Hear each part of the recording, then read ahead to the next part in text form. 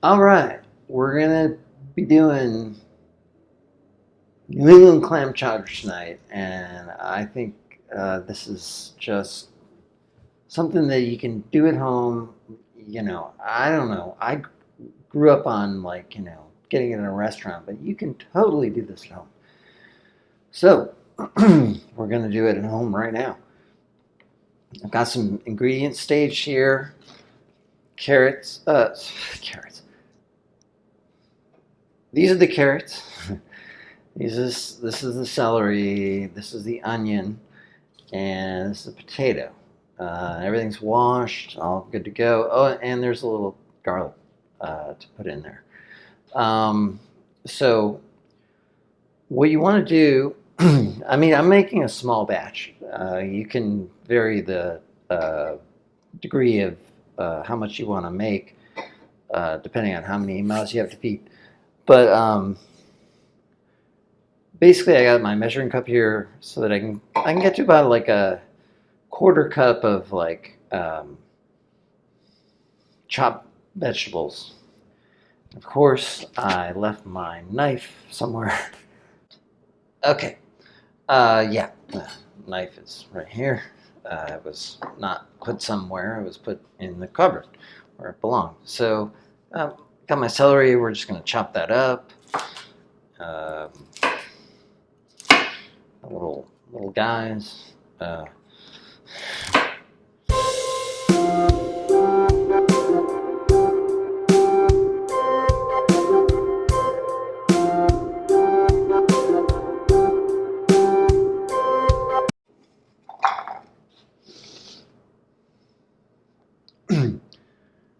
That's well, it's a little bit more than a quarter cup, but whatever. It's just celery. Don't worry. All right, now let's do the carrots now.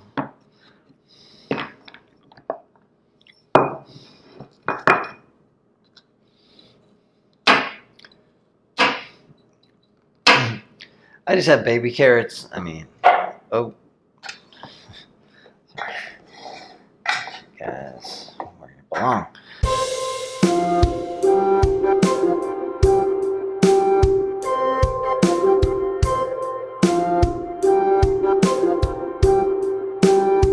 All right, try to get this. Yeah, all right, that's good. Leaves me one. All right. Now we're going to do the onion. The onion. Cut it down the center. By the way, I'm using a red onion.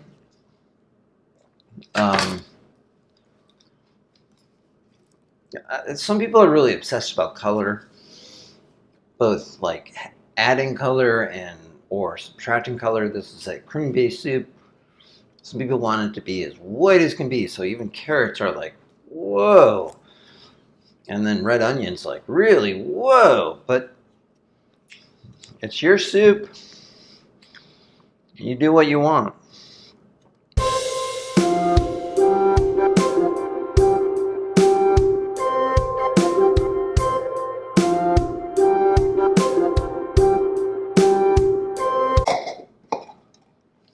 Plenty. All right, in. That's done. And move on to the next thing, which is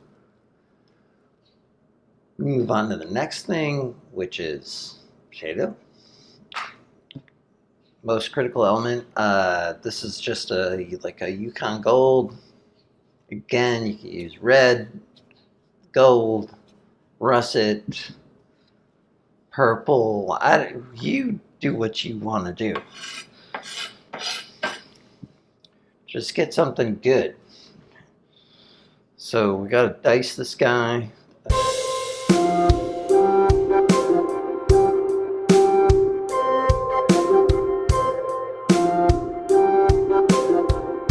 Here we go. Lots and lots. Oh my gosh, that's like almost yeah, that's about a cup. Well, all the better. So what we can do now is so now with the potatoes in here, it's like you want to get them coated in something. Sometimes you can just use water sometimes, but if you're going to be putting them right into a recipe right away, it's like I just like to use a little oil, just a little olive oil or whatever.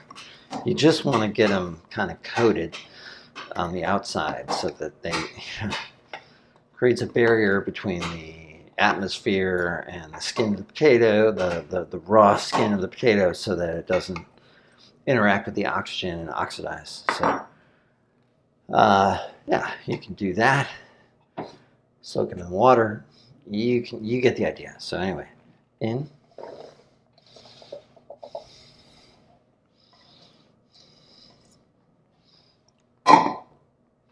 And then we've got the garlic. So I'm not the world's best garlic person. I usually just use I just use the dried garlic, either the powder or the minced on the spice rack. This is something you can kind of do, and then that helps you get off the paper sort of shell of it. And then once you've done that, you can kind of dice it a little bit more. Okay.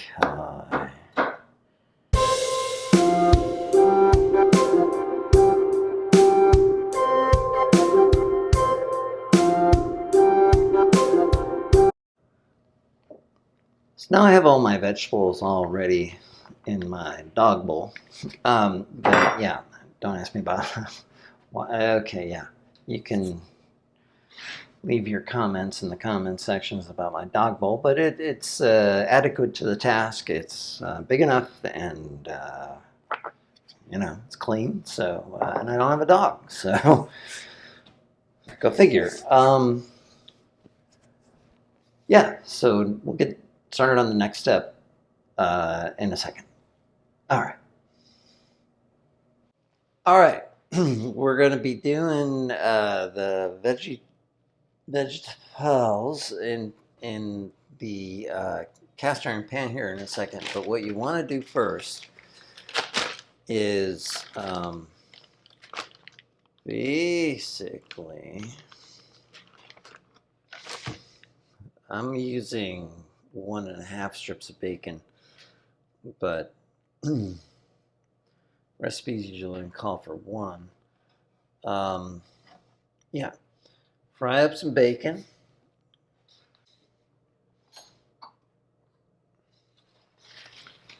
And what this is intended to do is first you're going to be like, well, the foremost purpose in the immediate step is to render the bacon fat so you can combine that with the vegetables. The secondary purpose is you'll save the bacon itself and use it later in the recipe. So, and then this is a little trick I do.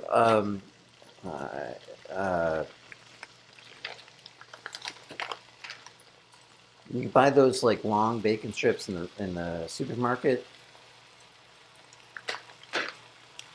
Well, you can cut them like straight in half, and then once they're cut up, you can store them in a Ziploc. That's what that is. And they're also easier to cook that way because your pan diameter is only so much, and only so much of it is actually at that full diameter. So,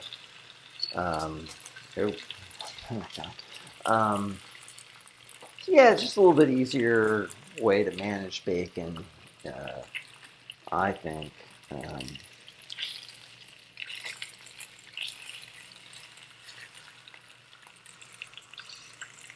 Yeah, we're cooking the bacon right now, and yeah.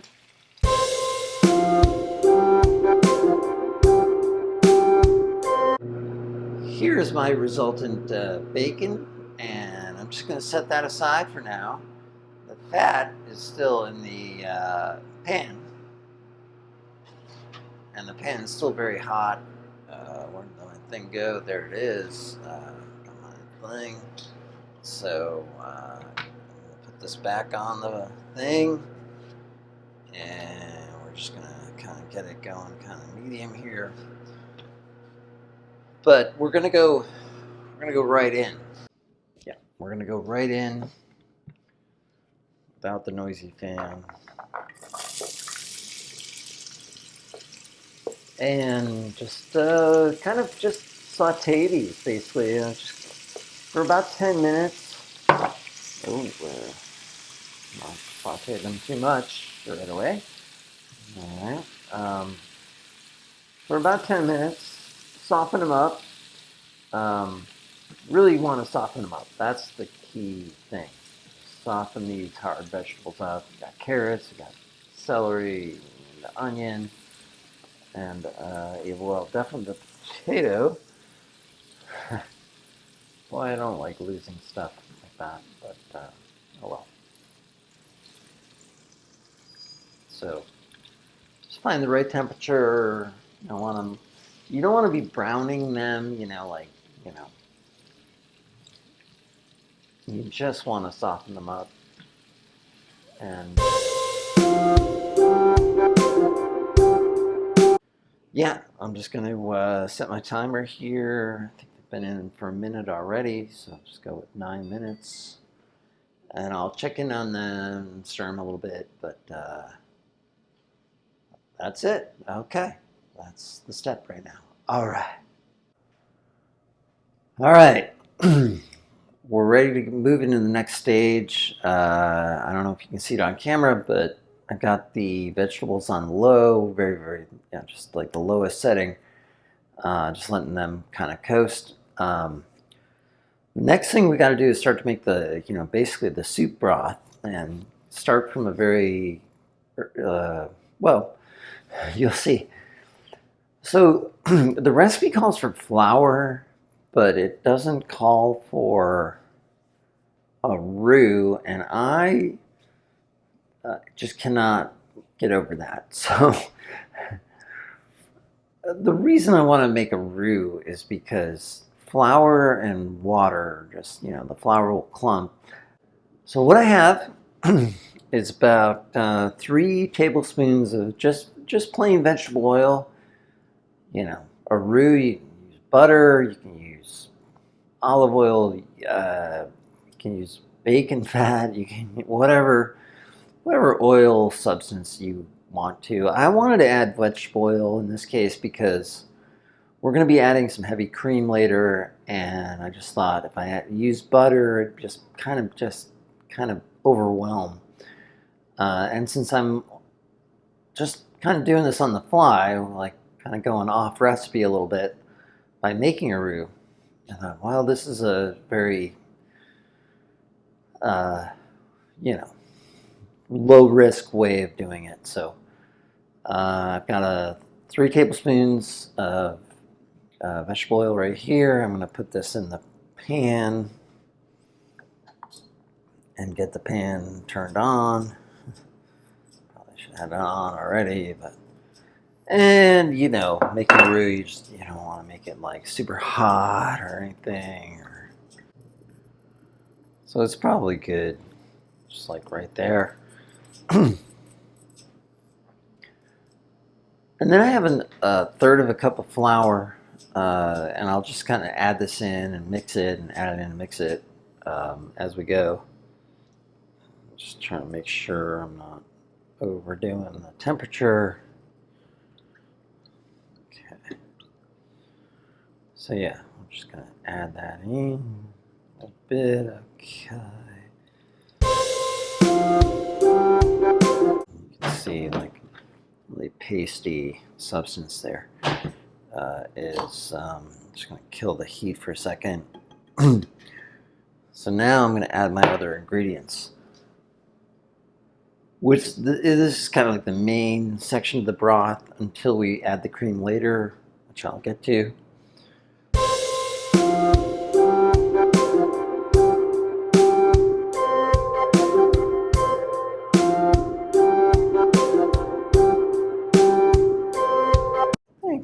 getting there. I think this, like, it's not clumpy right now. It's just, whatever. There's more to add, so might as well just add it.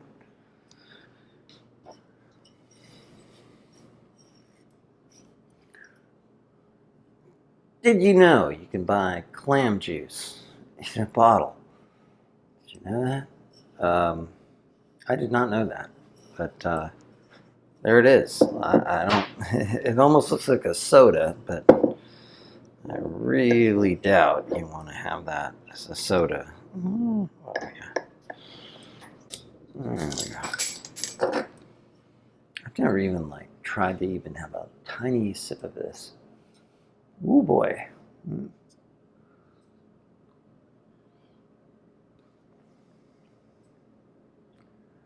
Definitely not a soda.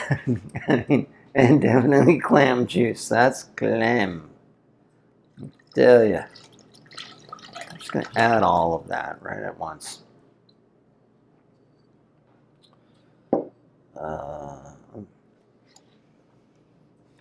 Whew. I wouldn't be making clam chowder if I didn't like clams, but boy. So that's probably as good as it's going to get. And so then finally, we've added clam juice. That adds a lot of clam flavor. But the recipe calls for chicken bouillon. So we put usually like 1 cube of chicken bouillon goes to 1 cup of water. And I suppose we have now 2 cups of water here, like 1 cup of water and 1 cup of clam juice. But we're still going to have 3 bouillon cubes. So I put those in. I'm going to have to increase heat a little bit. Those things take a little while to kind of break down and melt. And they don't really melt, but they dissolve. And they're solid as can be. A little heat to do that. So we're going to add that heat. Keep stirring. Look here. I think that's the last thing until the next step, which is very exciting. All right, we're moving on to the next stage here. One of the things that I didn't do initially, which it's not a problem at all.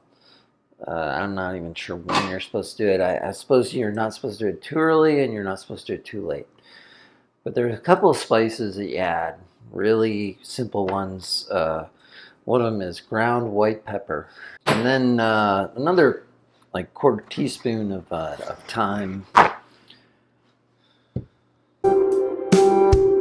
So you try your best to keep the spoon kind of, one thing not contaminating the other.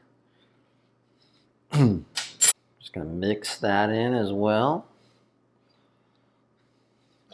It's kind of heating up here. We have my increase in the temperature here. I don't want it to heat up too much, but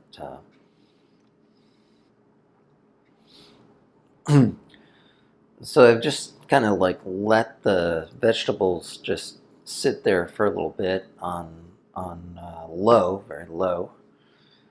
And is that okay? Hold on.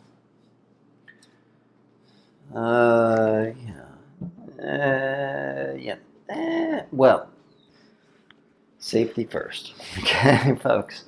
Safety first. So, so these are my vegetables right here. And I'm just going to add those in to this. Okay.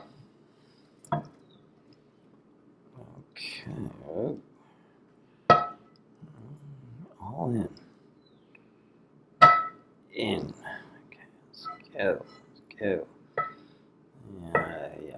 I'm trying to drag every last bit out of here, but maybe not.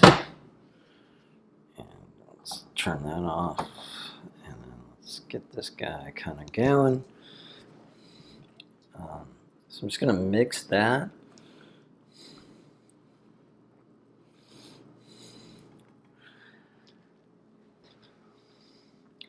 Actually, what I'll do is I'll time it for 20, and then I'll test some of the vegetables and just see, like, are they about ready or not, because that's really the test, like the vegetables and the potatoes. Like, I don't think like, I already tested the potatoes in here and they weren't, I would bet my bottom dollar they're not going to be crunchy once they sit in here for, 20 minutes or whatever. But the carrots and celery, they're that's a harder core thing. So you want to get them nice and soft, kind of like ready for soup kind of texture, and so that's what this cycle will do. All right, we're at the final stage here. So I let this sort of broth mixture, coast on a very low simmer for about roughly, almost about 30 minutes. I would say it can vary, and you should taste as you go. That's why I set it at like 20 minutes at first, and I taste a couple of vegetables, and I was like, they got a little bit more to go. Not much, but a little bit. Left it on for another 5, checked it again, another 5. Something like that. Anyway, there's no precise number. It's how you want it to taste. So you can just taste as you go kind of thing. But they're there now. Everything's like right on.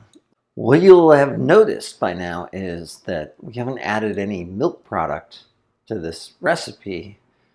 It's like New England clam chowder is like a kind of milky base soup. So where's the milk? Well, you actually add it at the end, after you kind of cooked everything. So that's what we're gonna do. And then we're doing clam chowder. Where are the clams? Same thing. You want to add them at the end. You don't want to add them in the beginning. Reason for that is that, well, one thing. Let me plug chicken of the sea. No, it's not them.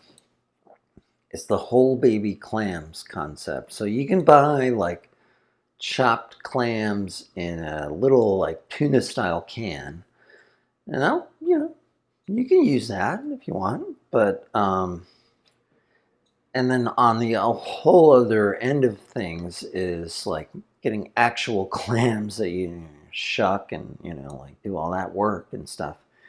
If you know where to get those and know how to get those and are comfortable doing that, you're not going to get any argument from me. But you will get an argument from me on that, whatever, minced, chopped, whatever they call it, versus the whole baby clams. So that's these. I drain them, and then this is a little bit off book from the recipe I'm following, but I just kind of took a quarter lemon and squeezed it in here with the clams. Yeah, I think that's something you want to do. Pretty sure. But anyway, you don't add the clams right away, early on in the mixture, because they are essentially briny from the sea salt and whatever. And so you add them at the end. Yeah, so now we're just going to add all the remaining ingredients all at once, and we're just going to kind of get it back to warm. So I'm not even sure the order. I don't even know if it matters. But if you recall, I had those bacon strips, those little bacon strips, those half bacon strips. and we use the lard in the vegetable preparation. So again, you can just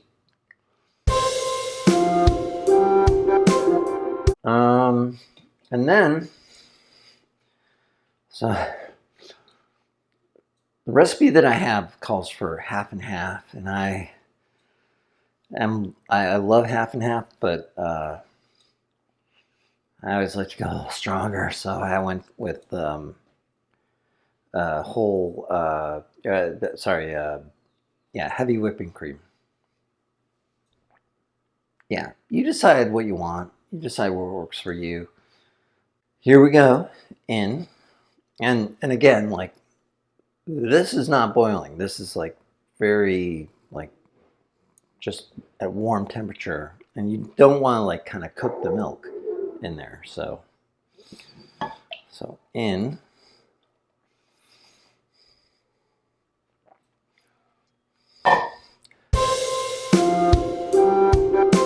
We added like cold heavy whipping cream. So now the temperature of this thing has gone down substantially, and we're going to kind of get it going again. Give it a blast of heat here, just to get it up to like just that temperature. You don't, you don't cook it. You just want to get it up to temperature.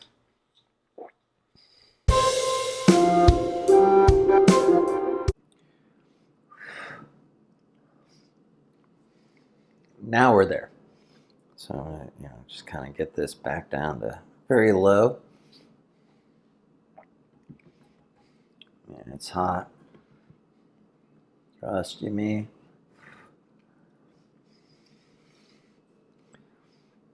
See that steam boiling off it. And then, like at this point now, you just add the clams in. That's it. And stir those around a little bit. Make sure it's still warm. Okay. And that's it. It's going to be good. So, all right. So there it is, folks. Look at that. Looking like I like that. And then I got my classic saltines. Plenty more where those came from. So we're not going to run out of those. And yeah, looking good. All right.